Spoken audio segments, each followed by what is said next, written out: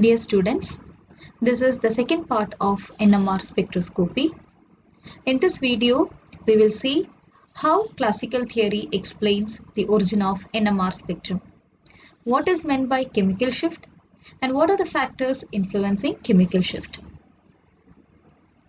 We have seen that since nucleus or protons are positively charged, they will behave as a spinning magnet, which can align itself either in the same direction as that of an external magnetic field or in a direction opposite to the external magnetic field.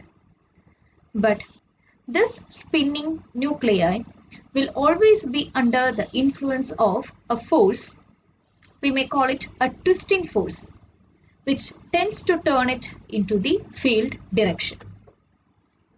So this twisting force will affect the motion of the nucleus such that its rotational axis draws out a circle perpendicular to the applied field.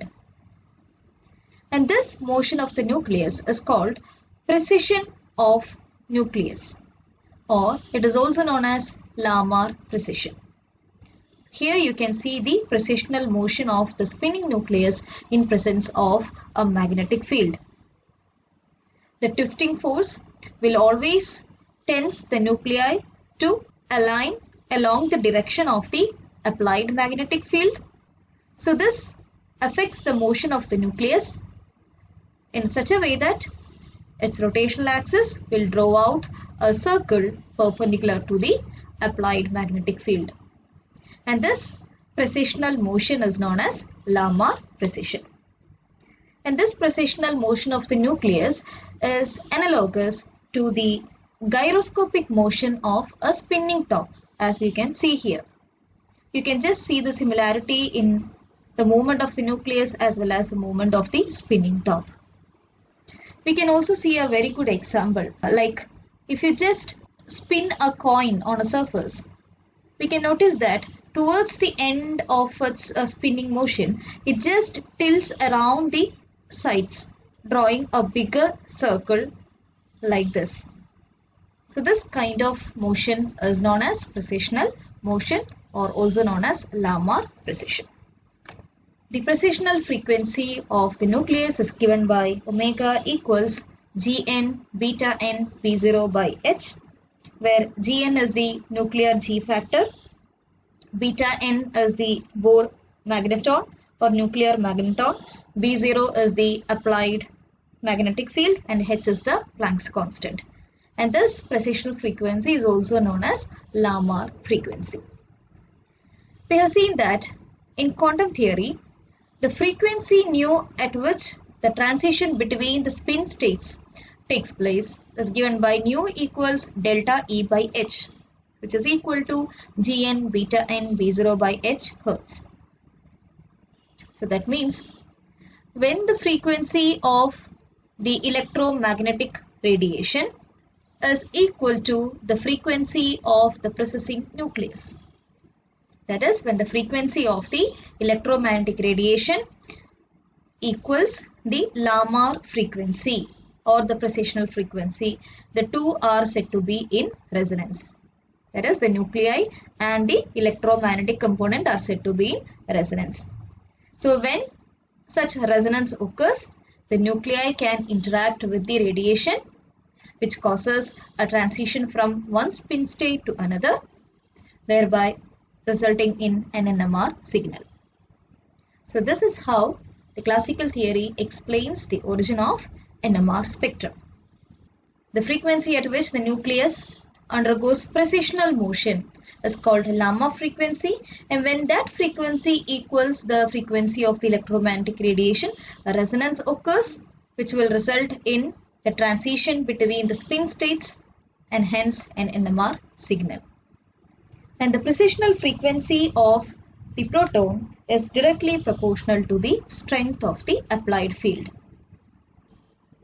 Now the question is, how is it possible to obtain any structural information from the NMR spectrum? We have seen the basic NMR equation, that is nu equals Gn beta n B0 by h. if the resonance frequency or absorption frequency for all identical protons or identical nuclei in a compound were the same, then we will get only one peak in the NMR spectrum. So that means we won't get much information from the NMR spectrum.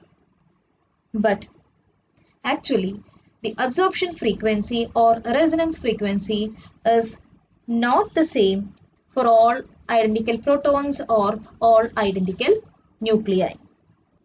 The NMR frequency of a nucleus depends on the chemical environment in the molecule or the chemical environment around the nucleus. We know that the nucleus in a molecule is not an isolated one, but it is surrounded by electrons. Nucleus is positively charged and on spinning they generate a magnetic field. We have already seen that. Similar to that, electrons are also charged species which are negatively charged. They also possess the property of spin. The spinning electrons will also produce magnetic field which we may call secondary magnetic field, and this secondary magnetic field will usually be in a direction opposite to the applied magnetic field. So this secondary magnetic field by the electrons shield or screen the nucleus from the full effect of the applied field. Depending on the extent to which the electrons screen the nucleus, the frequency at which absorption occurs or resonance occurs will also differ. And that's why we said the NMR frequency of a nucleus depends on the chemical environment in the molecule. The induced secondary field, magnetic field of the electrons is directly proportional to the external magnetic field, which is given by B induced equals minus sigma B0, where sigma is a constant called shielding constant for the nucleus.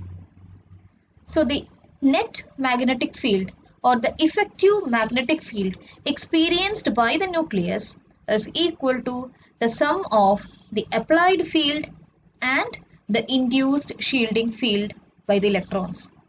That is, B effective equals B0 minus sigma into B0, or that is equal to B0 into 1 minus sigma, where B0 is the externally applied magnetic field, sigma is the shielding constant. So B0 into 1 minus sigma will give you the net magnetic field or the effective magnetic field experienced by the nucleus. In some cases, the magnetic field generated by the electrons may be in the same direction as that of the applied magnetic field. In such cases, it will cause de-shielding effects. So, we can expect both shielding and de-shielding effects due to the secondary magnetic field generated by the electrons.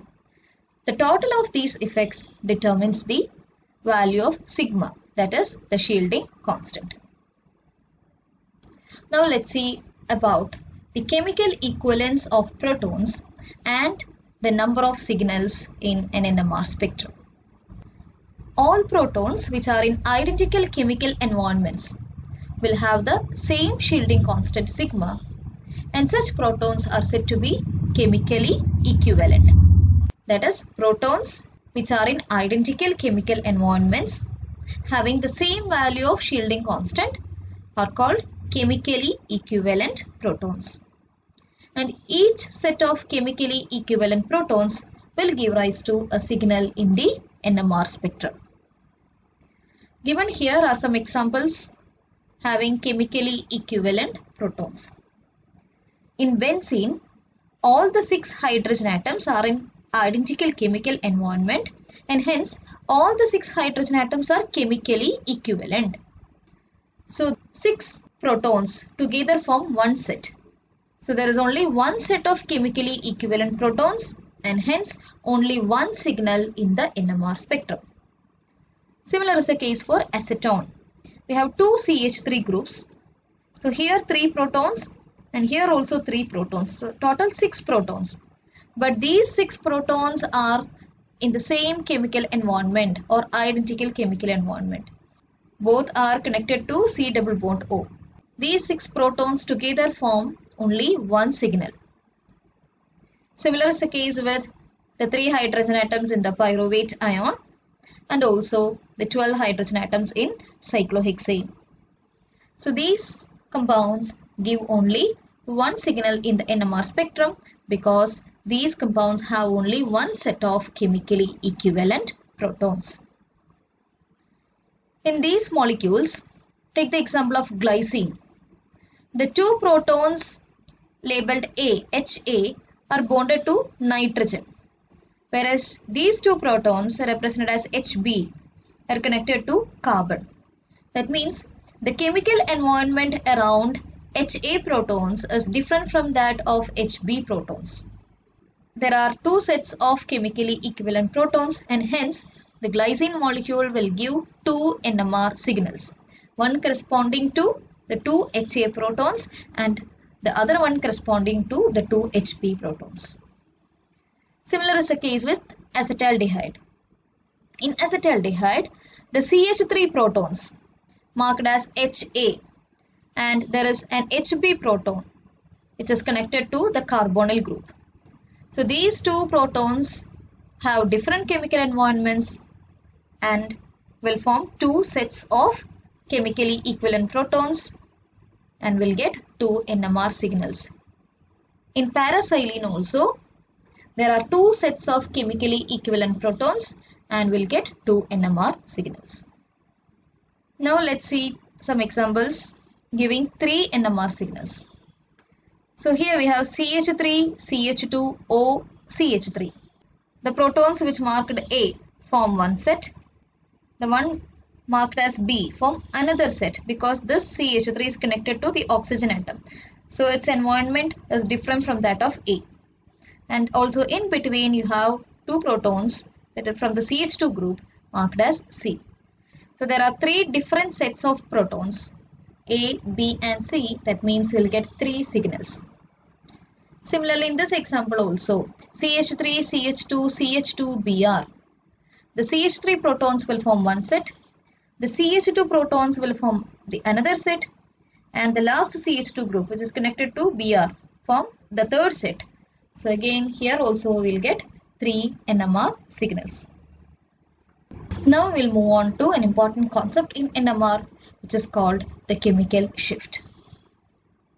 We have seen that protons in different chemical environments resonate at different values of the applied magnetic field. This gives rise to different NMR signals or different NMR absorption lines. We have seen that the secondary magnetic field generated by the electrons causes shielding of the nucleus from the applied field. So more a proton is shielded, that means we have to apply more magnetic field in order to produce resonance at a given frequency. That is, the more a proton is shielded, higher applied field is required to produce resonance at a given frequency. Now, if the magnetic field generated by the electrons is in the same direction as that of the applied magnetic field, then there will be de-shielding. So, the more a proton is de-shielded, we need to apply only lower magnetic field than what is originally required. The more a proton is de-shielded, the lower the applied field required to produce resonance at a given frequency.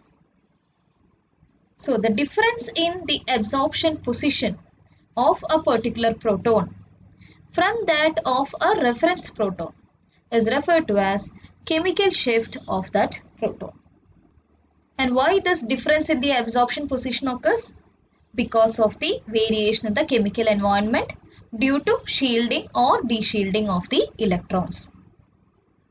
So we always compare the absorption position from that of a standard or a reference proton. So the difference in the absorption position of a particular proton from that of a reference proton is referred to as chemical shift, and mathematically it is defined by delta equals B reference minus B sample by B reference into 10 raised to 6, where B reference is the applied field strength at which absorption occurs for the reference proton, and B sample is the applied magnetic field at which the absorption occurs for the sample protons. We can also define chemical shift in terms of frequency, that is delta sample equals new sample minus new reference by new reference into 10 raised to 6, where new sample and new reference corresponds to the frequency at which absorption occurs for the sample protons and the reference protons respectively. In proton NMR spectroscopy, the reference proton or reference compound we use is tetramethylsilane or TMS, and this is generally used as an internal reference standard. So a small amount of it is added to the sample before the NMR spectrum is recorded. Why TMS is used as a reference compound? Tetramethylsilane or TMS meets the criteria of a good standard. That is, it is chemically non-reactive, and most importantly, it has 12 equivalent hydrogen atoms. So these 12 equivalent hydrogen atoms will give a single sharp and intense signal in the spectrum. It is very volatile. Its boiling point is just 27 degrees Celsius. That means it can be easily removed from the sample. TMS is soluble in most organic solvents.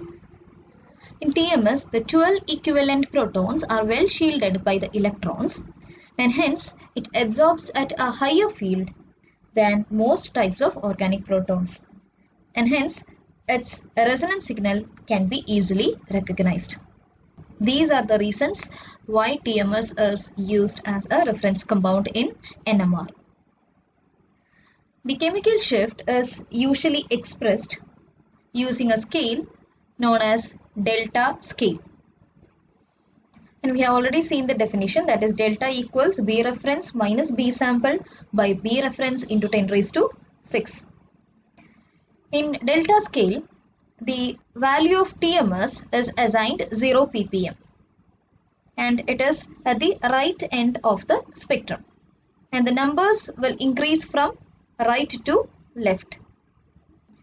If the protons are shielded by the electrons, it will shift the value to lower delta values. That is, chemical shift value will be lower if the protons are shielded, and that is called upfield. Upfield means if the protons are well shielded by the electrons, we have to apply more field. Okay, so that is called upfield, and it shifts the values to lower delta. And if the protons are de-shielded by the electrons, then we have to apply only lesser magnetic field to produce resonance. So that's why it's known as downfield. So de-shielding effects shifts the chemical shift value to higher values, that is higher delta values. So shielding shifts the signal to lower delta, and de-shielding shifts the signal to higher delta. There is also another scale called tau scale in order to express the chemical shift values, and its relationship with delta scale is given by delta equals 10 minus tau. In tau scale, the value of TMS is assigned as 10, just the reverse of the delta scale. So by looking at the position of the absorption peaks in the scale, we get the delta values, which indicates either shielding or de-shielding of the protons. Now let's see what are the factors affecting chemical shift. We have already discussed that the shielding or de-shielding of protons by the surrounding electrons changes the chemical environment, which changes the absorption frequencies or resonance frequencies. First, let's see about the shielding of protons. The secondary magnetic field by the electrons, if they are in a direction opposite to the applied field, it will shield or screen the nucleus from the external magnetic field, and this is referred to as diamagnetic shielding. the greater the electron density around the proton, the higher will be the shielding. For example, in alkenes, the protons are well shielded by the surrounding electrons, and hence they have relatively small chemical shift values. Their delta value will range from 0.8 to 1.7 ppm. Next, we'll see the de-shielding effect. De-shielding usually occurs when there is an electron withdrawing group near the proton. The more the electron withdrawing the group, the lesser the protons are shielded and they become more exposed to the field. So this increases the chemical shift value or delta value. In this compound, a fluorine atom is attached to the carbon. We know that fluorine is the most electronegative element, and hence it decreases the electron density around the neighboring protons. That is, it de-shields the protons, and hence the delta values shifted to higher values at around 4.5 ppm. In these two compounds, we have an oxygen atom here and a chlorine atom. Both are electronegative. That means it will de-shield the neighboring protons and will be found at around 4 and 3.5 ppm. In this compound also, we have the carbonyl group here. It is electron withdrawing. So it decreases the electron density around the neighboring protons. It de-shields and it is found at around 2.5 ppm. So shielding and de-shielding affects the chemical shift values. Another factor which affects the chemical shift is magnetic anisotropy. It is particularly observed in compounds containing pi electrons. The circulation of the pi electrons will produce a secondary magnetic field leading to anisotropic effects. Anisotropic effects means it will be diamagnetic in certain directions while paramagnetic in certain other directions, and this is referred to as diamagnetic anisotropy. So when pi electrons are present in a molecule, their circulation caused by the applied field will produce a secondary magnetic field which is referred to as diamagnetic anisotropy. That means it will be diamagnetic in certain directions around the pi clouds and paramagnetic in certain other directions. Or we can say that the protons will be shielded in some regions of the molecule, whereas the protons will be de-shielded in some other regions of the molecule. And this is a schematic representation of certain systems for which there are both shielding and de-shielding effects. These are represented as shielding cones. The protons falling within the cone-shaped positive regions plus regions will be shielded, and the protons which fall outside the cones marked as negative regions will be de-shielded. So protons which come under the shielded regions, that is positive regions, will have lower delta value, and protons which are under the de-shielding regions, the negative regions, will have higher delta value. So here you can see a benzene ring. So there is aromatic pi cloud. The protons are highly de-shielded and hence the delta value is higher. It's around 7 to 8 ppm. Here we have the ethylenic protons which are de-shielded and having delta value at around 5 to 7 ppm. And this is an aldehydic proton which falls in the de-shielding region and have very high delta value, that is around 9 to 10 ppm. Here we have the acetylenic protons which falls in the shielded regions, so it experiences less de-shielding and hence lower delta value, that is around 2 to 3 ppm. These are two well-known examples of systems exhibiting diamagnetic anisotropy. The benzene rings have the greatest anisotropic effects. The circulating pi electrons will produce a magnetic field which will be the same direction as that of the applied magnetic field, and hence high de-shielding occurs, thereby shifting the delta value to higher values. Similarly, in aldehydic protons also there will be greater de-shielding. Now another factor which affects the chemical shift is hydrogen bonding. Protons that are involved in hydrogen bonding For example, OH or NH protons are usually observed over a wide range of chemical shifts. In general, the hydrogen bonded protons show higher value of chemical shift than the non-hydrogen bonded protons. Why? Because hydrogen bond is formed with a high electronegative atom like oxygen, chlorine, nitrogen, etc. So that means it decreases the electron density around the proton, and that causes de-shielding of the proton, and hence the chemical shift value becomes higher. Greater is the degree of hydrogen bonding of the proton, greater will be the downfield shift of a proton. That means higher will be the delta value. Using proton in a mass spectroscopy, we can distinguish between intermolecular and intramolecular hydrogen bonding, because these two types of hydrogen bondings will have different delta values. So to summarize, the difference in the absorption position of a particular proton from that of a reference proton is referred to as chemical shift. Tetramethylsilane or TMS is used as an internal standard in NMR, and in delta scale it is assigned a value of 0 ppm, and it is usually observed at the right end of the spectrum. There are several factors which affect the chemical shift: electronegativity, inductive, resonance or aromaticity, and hydrogen bonding. All these factors will cause shielding or de-shielding of protons and will change the chemical shift values. The chemical shift of a proton is also sensitive to diamagnetic effects or diamagnetic anisotropy that result from the motion of nearby pi electrons.